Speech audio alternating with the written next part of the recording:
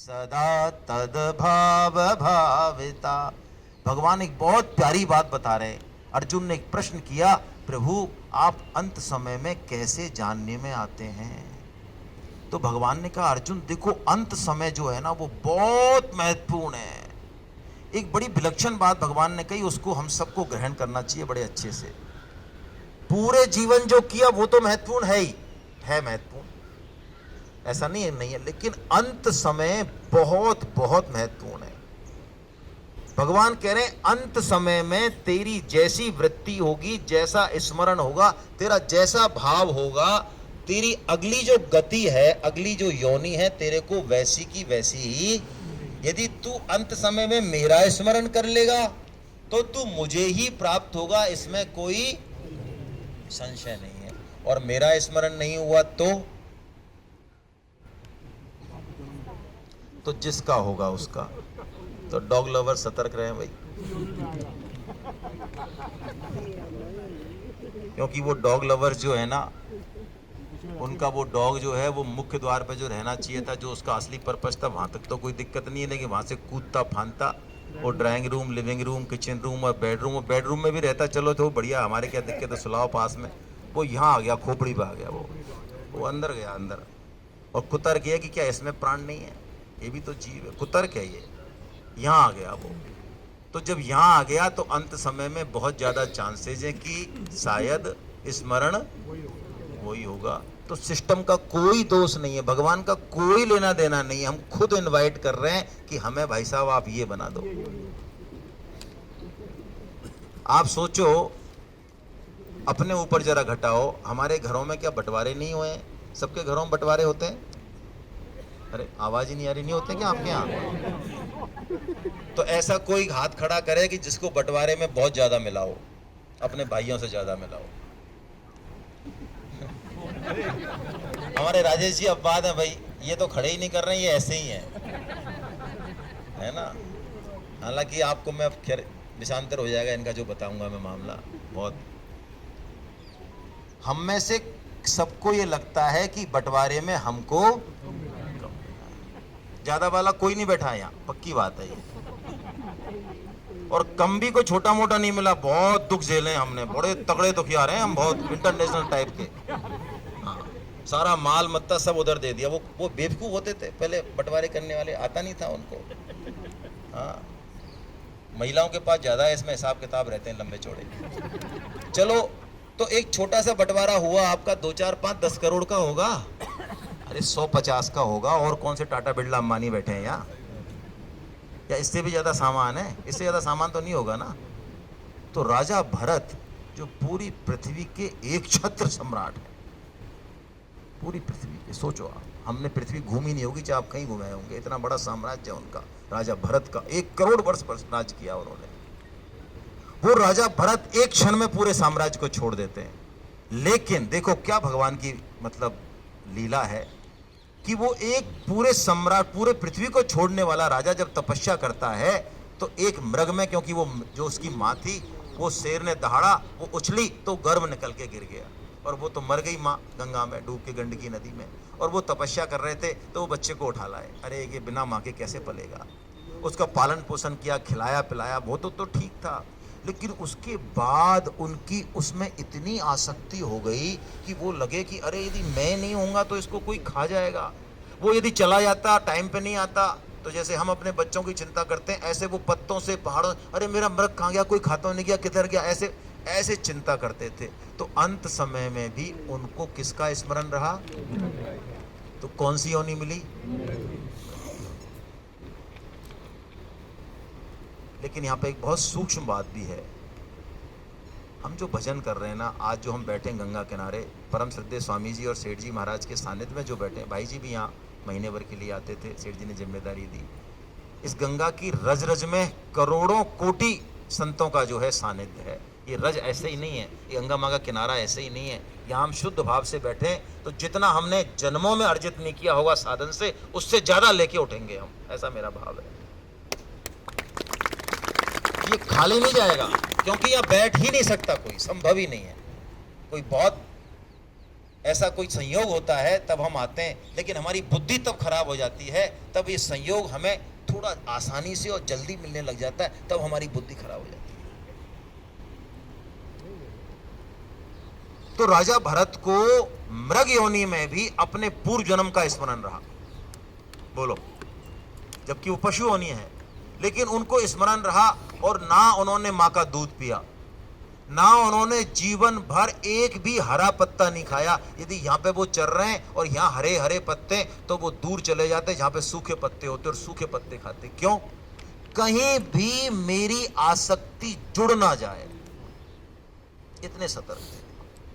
मेरी मां में, मेरे पिता में, मेरे खाने में, मेरे पीने में मेरी आसक्ति कहीं जुड़ ना जाए। साधक भी ऐसा ही होता है, अपना कर्तव्य कर्म पूरा करता है, घर में सबको सेवा देता है, प्रेम से बोलता है, लेकिन अंदर से बहुत कठोर होता है। किसके लिए? दूसरों के लिए, खुद के लिए बहुत कठोर होता है, जुड़ता नहीं है कहीं भी, ऊपर से बहुत प्रेमी है। तो मृग योनि से जैसे छुटकारा मिला, जड़ भरत बने और उनका कल्याण हो गया। तो भगवान ने जो बात यहाँ 8वें अध्याय में कही, जिसको हम ले रहे हैं, बहुत महत्वपूर्ण बात है। भगवान ने ये 2 रूल दिए कि अंत समय में तू मेरा स्मरण करेगा तो तू मुझे ही प्राप्त होगा, और यदि तू किसी और का स्मरण करेगा तो तू उस योनि में चला जाएगा। इसका मतलब है कि हमको अंत समय को ठीक करना है, क्योंकि अंत समय को भगवान ने कहा ये परम सिद्धि है। क्या? अंत समय में भगवान का स्मरण हो जाना। भगवान ने इसको सिद्धि नहीं कहा, क्या कहा? परम सिद्धि। जन्म जन्म मुनि जतन कराही, अंत राम कहीं आबत नाही। आसान नहीं है भाई। तो आसान कैसे बनाए? तो स्वामी जी ने सूत्र दिया, इसको खोला इस श्लोक को।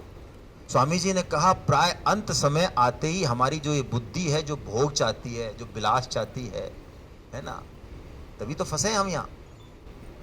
तो ये अंत समय देखते ही इस श्लोक का दुरुपयोग कर बैठती है। वो कहती है यार ये बढ़िया बता दिया भगवान ने यार, अंत समय आएगा तब भगवान का नाम ले लेंगे। आपको पूछ के ही आता है अंत समय, तो है ना, कहता है भाई साहब आ जाएं क्या? आपके बिना तो आएगा ही नहीं। आप कहोगे नहीं यार भाई साहब थोड़ा व्हाट्सएप देख लेते हैं, 1 घंटे बाद आना, ऐसे ही आता है। दूसरा, हमको पता है कौन से काल में और कौन सी जगह में हम जाने वाले हैं, ये भी हमको पता है ना।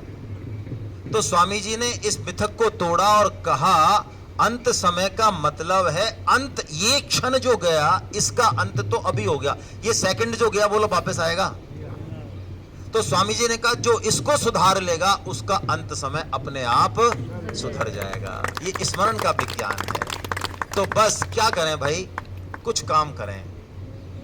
एक तो मैं आपसे बिल्कुल निवेदन कर रहा हूं, ये साधन का सार है। स्वामी जी ने सबको निचोड़ा, उन्होंने बहुत पढ़ाई करी, बहुत पढ़ाया भी, उसके बाद उन्होंने बहुत सरल सूत्र दिए हमारे लिए।